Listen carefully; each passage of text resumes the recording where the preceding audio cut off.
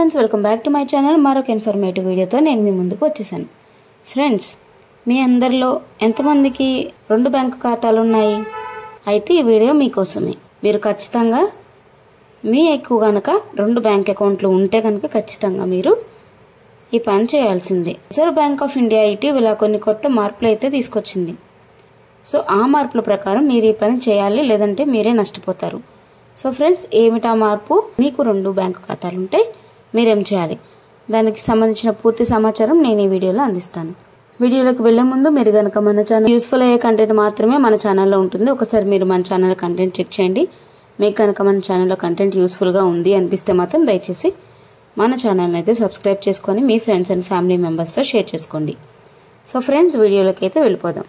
మీకు 2 లేదా అంతకంటే ఎక్కువ బ్యాంకు ఖాతాలు ఉన్నాయా? అయితే మీరు ఇవి తెలుసుకోవాల్సింది. ఈ విషయంపై నిపుణుల సూచనలు పాటించడం చాలా ముఖ్యం. ఆర్బీఐ ఇటీవల కొన్ని కొత్త మార్పులు అయితే చేసింది.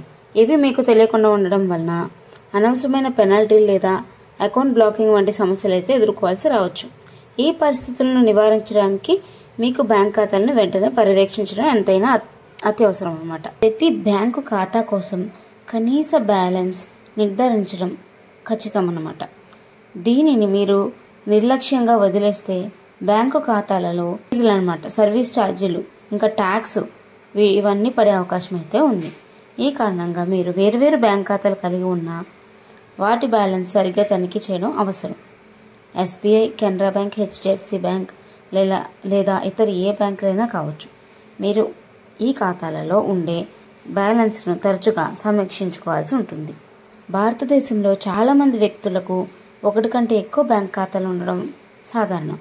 అయితే కొన్ని ఖాతాలు వాడకంలో ఉండి వాటిలో లావాదేవీలు చేయడం మానేస్తున్నారు. ఈ ఖాతాలు పనిచేయకుండా మారితే ఆర్బీఐ వాటిని బ్లాక్ చేయాలని అయితే నిర్ణయించుకుంది. బ్యాంకులు ఈ ఖాతాలకు సర్వీస్ ఫీజులు, ఎస్ఎంఎస్ ఛార్జీలు లేదా ఇతర ఖర్చులను కూడా విధిస్తాయి.